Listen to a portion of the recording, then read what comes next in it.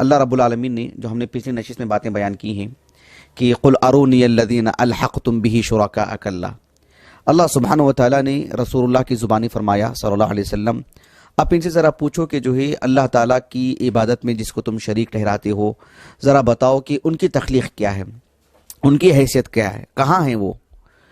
اب اللہ رب العالمین نے ایسی صورت میں رسول اللہ صلی اللہ علیہ وسلم کی جو عالمی رسالت ہے اس کو بھی بیان فرمایا۔ ظاہر بات ہے جو شخص اللہ پر ایمان نہیں لاتا ہے وہ رسول اللہ پر ایمان کیوں لائے گا صلی اللہ علیہ وسلم۔ پھر اللہ سبحانہ و تعالیٰ نے ان کی اسی صورتحال کو سامنے رکھا کہ یہ لوگ قیامت پر بھی ایمان نہیں لاتے ہیں، قیامت کے وقوع پر، اور اس کی تحقیر کرتے ہیں اس اسلوب میں کہ وَيَقُولُونَ مَتَى هَذَا الْوَعْدُ، یعنی ہذا یہ اسم اشارہ قریب، اور یہ بتلانے کے لیے تحقیر کب آئے گی، یہ چیز کیا باتیں ہیں اس طرح کی۔ یہ جو لوگ ہیں جو آخرت پر ایمان نہیں رکھتے ہیں، اللہ پر ایمان نہیں رکھتے ہیں، وہ اللہ تعالیٰ کے فرامین پر کیوں ایمان لائیں گے؟ تو ان کا جو عناد تھا یہی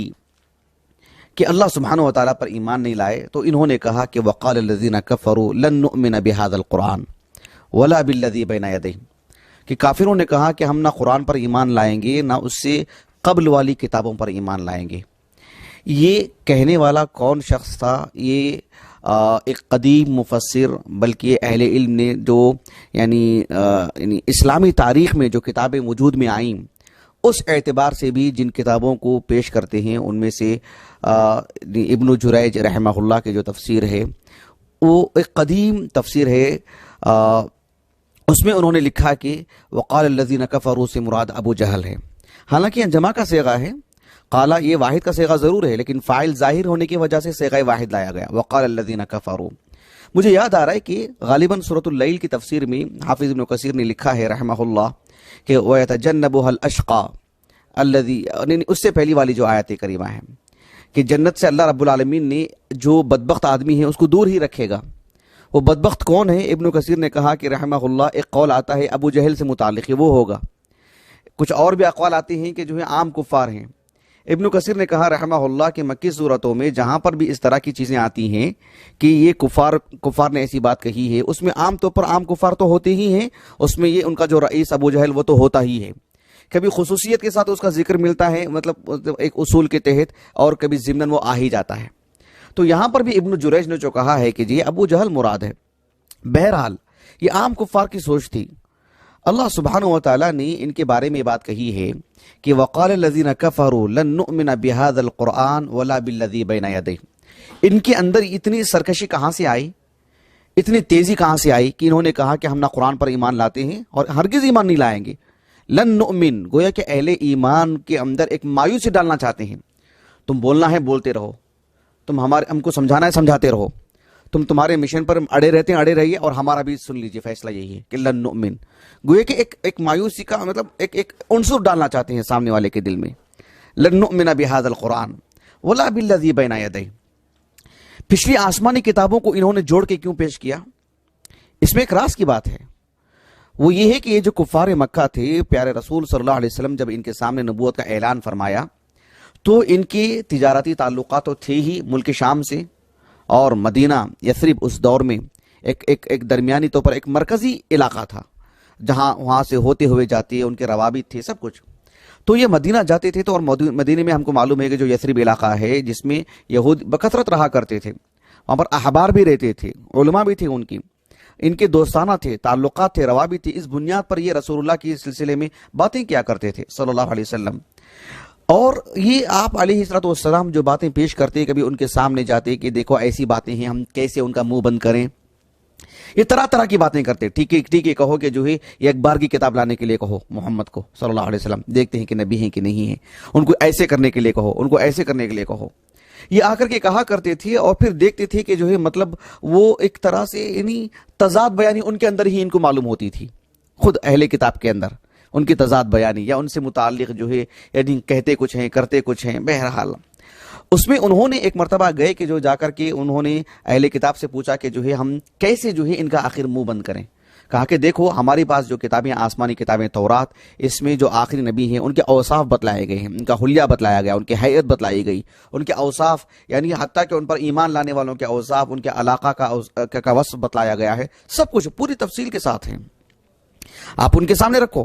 انہوں نے ساری باتیں سنی، ساری باتیں سننے کے بعد لگا کہ یہ تو محمد پر منطبق ہوتی ہیں صلی اللہ علیہ وسلم، بعینہ، ان کے چہرے کو لے لیں، ان کی حیت کو لے لیں، ان کی گفتگو کو لے لیں، ان کی 40 سالہ زندگی کو لے لیں، ان کی رہائش کو لے لیں، ان کے ساتھ اٹھنے بیٹھنے والوں کو لے لیں، ان کے کپڑے ملبوسات، یعنی جس علاقے میں رہتے ہیں سب اعتبار سے یہ محمد ہی پر جو اس کا انطباق ہوتا ہے سب انہی پر فٹ ہو رہی ہیں صلی اللہ علیہ وسلم. تو کافی تکلیف ہوئی ان کو. تو انہوں نے کہا کہ آسمانی کتابوں پر ایمان لانے ہی سے تو یہ بات آتی ہے نا، تبھی تو شامت آ رہی ہے ہماری. کہا کہ وقال الذین کفروا لن نؤمن بهذا القرآن ولا بالذی بین یدیہ. تو اللہ سبحانہ و تعالیٰ کے ہاں اللہ تعالیٰ کی کتاب پر ایمان نہیں لانا، اللہ نے جس کو نبی بنایا ہے اس پر ایمان نہیں لانا، یہ حقیقت میں اللہ تعالیٰ کے حق میں سوء ادب ہے. اسی لیے اللہ رب العالمین نے فرمایا سورۃ الانعام میں وما قدر اللہ حق قدرہ اذ قالوا ما انزل اللہ علی بشر من شیء. یعنی کسی کا یہ کہنا کہ اللہ نے کسی کو نبی ہی نہیں بنایا ہے، اللہ نے کچھ کلام اتارا ہی نہیں ہے، اللہ نے وحی نازل نہیں کی ہے. کہا کہ وما قدر اللہ حق قدرہ، اللہ نے اس کو اللہ کی ناقدری سے جوڑ کے بیان کیا اللہ تعالیٰ نے. یعنی کتنی مطلب سوء ادب والی بات ہے، یہ چھوٹی موٹی بات نہیں، ان کا مواخذہ سخت مواخذہ ہوگا. اس لیے کہ انہوں نے ایک نبی کی تکذیب نہیں کر رہے ہیں، وحی کی تکذیب نہیں کر رہے ہیں، براہ راست یہ رب العالمین کی قدرت پہ انگلی اٹھا رہے ہیں، براہ راست یہ رب العالمین کی گستاخ ہو رہے ہیں. تو یہ جو ان کے اندر کی جو سرکشی تھی یہ اللہ سبحانہ و تعالیٰ کے حق میں گستاخی والی بات تھی. یہ جو آیت کریمہ ہے کہ وقال الذین کفروا لن نؤمن بهذا القرآن، یہ جو اسلوب ہے لن نؤمن بهذا القرآن، ہذا جو ہے نا، ہم جانتے ہیں عربی زبان کے اعتبار سے ہذا اسم و اشارہ ہے جو قریب کے لیے آتا ہے، کسی قریبی چیز کو بولنے کے لیے. لیکن یہ جو اسلوب انہوں نے اختیار کیا ظاہر بات ہے عربی زبان کا اسلوب ہے، ان کی مادری زبان عربی ہے. تو اس میں بتلانا کیا مقصود تھا؟ کیا اس میں مقصود یہ تھا کہ جو ہے لن نؤمن بهذا القرآن سے مراد اسم و اشارہ انہوں نے استعمال کیا اور یہ اسلوب اختیار کر کے گویا کہ اس سے یہ بتلانا مقصود ہے کہ یعنی یہ قرآن مجید، اس قرآن مجید پر جو روزانہ ہمارے گھروں میں باتیں ہو رہی ہیں، جو ہماری مجلسوں میں باتیں ہو رہی ہیں، جن کا اٹھنا بیٹھنا ہمارے قرب و جوار میں ہو رہا ہے، اس طرح سے وہ قرب بتلانے کے لہذا انہوں نے مطلب یعنی اپنے اسلوب میں لے کر کے آئے یا تحقیر کے لیے وہ لے کر کے آئے. جیسے وَيَقُولُونَ مَتَى هَذَا الْوَعْدُ، اس بارے میں اہل علم کی دونوں باتیں ہمیں ملتی ہیں، لیکن دونوں میں کوئی تضاد والی باتیں نہیں ہیں. اس تفسیری معلومات میں دونوں بھی باتیں آ جاتی ہیں. جہاں تک مسئلہ رسول اللہ صلی اللہ علیہ وسلم کی ذات گرامی کا ہے تو انہوں نے تحقیر کا اسلوب اختیار کیا. بات ایسی نہیں تھی کہ اللہ کے رسول کی رفعت ان کے دل میں نہیں تھی صلی اللہ علیہ وسلم. یعنی ہم جانتے ہیں کہ جو ہے مطلب حجر اسود کا جب مسئلہ آیا خانہ کعبۃ اللہ کی تعمیر کے وقت میں، کس کو انہوں نے مطلب عظیم مانا، کس کو بڑا مانا؟ متفقہ شخصیت پورے مکے میں کون تھے؟ اللہ کے رسول ہی تھے صلی اللہ علیہ وسلم. لیکن ان کو جو ریاست کا جو جنون تھا، جو نشہ تھا، ان کو سرداری کا جو نشہ تھا، اس بارے میں اور مال و دولت کا، آل اولاد کا، ابنیت کا جو ان کے اندر جو غرور تھا، جو غرہ تھا ان کو، وہ نہیں سمجھتے تھے کہ جو ہے مطلب ایک سادہ سیدھا انسان وہ ہم میں ایک نبی بن جائے، ان کو اتنی بڑی سرداری ملے. اور پھر یہ باتوں میں بات مکے کی نہیں، عرب کی نہیں، عجم کی نبی کی بات کر رہے ہیں، پوری دنیا میں ان کا غلغلہ ہوگا، یہ ان کی سمجھ سے باہر تھی بات، یہ ماننے کے لیے تیار نہیں تھے. رہا مسئلہ اللہ کے کلام کا تو وہ تو ان کو ہلا کے رکھ دی تھی، ان کو اس کی تحقیر کی گنجائش ہی نہیں تھی ان کے پاس.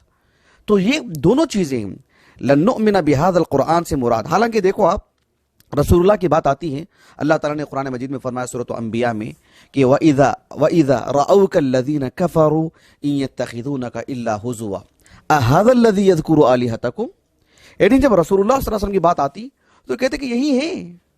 آپ کو دیکھتے ہی مذاق اڑاتے ہیں، آپ سامنے آتے ہی ہیں تو مذاق اڑاتے ہیں کہ أَهَذَا الَّذِي يَذْكُرُ آلِهَتَكُمْ، یہی ہیں وہ جو آپ کے معبودوں سے متعلق گفتگو کرتے رہتے ہیں. أَهَذَا الَّذِي، یہ اسلوب تحقیر کا اسلوب ہے. سورۃ الفرقان میں اللہ رب العالمین نے فرمایا وَإِذَا رَأَوْكَ إِن يَتَّخِذُونَكَ إِلَّا هُزُوًا أَهَذَا الَّذِي بَعَثَ اللَّهُ رَسُولًا. ان کو اللہ نے نبی بنایا ہے کیا؟ یہ جو وہ اسلوب بحیثیت نبی کی شخصیت، ایک انسان، ہمیں کا ایک انسان اور معاشرے کا ایک وہ انسان جس کے پاس نہ بہت بڑی دولت، نہ پہلے سے ریاست، نہ جو ہے یہ وہ جو ان کے اپنے ذہنوں میں جو باتیں تھیں، تو وہ ہمیں کے بلکہ صرف مکے کی 4 گلیوں کی بات نہیں، تو پورے عرب اور عجم کی یہ بڑے ہیں کیا، یہ ان کے لیے ایک پریشانی کی بات تھی کیونکہ یہ سمجھتے تھے کہ اس کے لیے کچھ اور اوصاف کی ضرورت ہے جو ہم میں بھی ہے، ان میں بھی ہے، براہ راست اس کا تعلق رب العالمین سے، اللہ ان کو نبی بناتا ہے یہ نہیں۔ لیکن جہاں تک مسئلہ رسول اللہ جو گفتگو کرتے تھے، جو قرآن پڑھ کر کے سناتے تھے، جو اللہ کا کلام ان کے سامنے رکھتے تھے، اس کی تو ہیبت تھی ان کے دل میں، اس کی تحقیر کی گنجائش نہیں تھی، مانے بغیر چارہ نہیں تھا۔ اور یہ فصحا تھے، بطحا، وادی بطحا جس کو کہتے ہیں، مکے کی وادی، مطلب اس کے ایک ایک کنکر سے زیادہ بڑھ کر کے ان کے پاس شعراء تھے، مطلب شاعری کا مطلب آسمان کو چھونے والی شاعری۔ یہ ان کے پاس جو ہے دل کی باتیں رکھنے کی اتنی وسعت تھی ان کے پاس کہ جو ہے اپنے سے علاوہ کے لوگوں کو انہوں نے عجم کہہ دیا، انہوں نے گونگے کہہ دیا، انہوں نے اتنی ان کے اندر جو ہے وسعت کلام کی۔ تو اللہ کے کلام جب ان کے سامنے آیا تو اس کی تاب نہیں لا سکی ہے، تو اس کی تحقیر نہیں کر سکی۔ تو جن اہل علم نے کہا کہ یہ قرآن کی تحقیر کر رہے تھے، نہیں، گنجائش ہی نہیں تھی ان کو، بات نبی کی تھی، لیکن نبی کی زبان سے نکلنے والے الفاظ ہی تو تھے جو آپ کی نبوت پہ دلالت کر رہے تھے کہ عام انسان نہیں ہیں، اللہ نے اختیار کیا ہے ان کا، اللہ نے جو چن لیا ہے ان کو۔ یہ نقطے کی بات ان کو ہضم نہیں ہو رہی تھی۔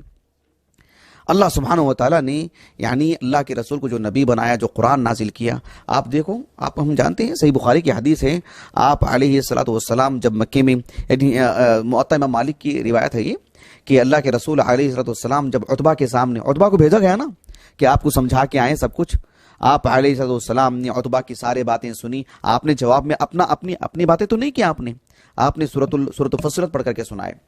آپ نے 10-12 آیتیں ہی پڑھ کر کے سنائے تھے، فَأَعْرَضُوا فَأَرْسَلْنَا عَلَيْهِمْ سَيْلَ الْعَارِمِ، یہ آیت کریمہ نہیں، یعنی قوم سمود سے متعلق تھی، قوم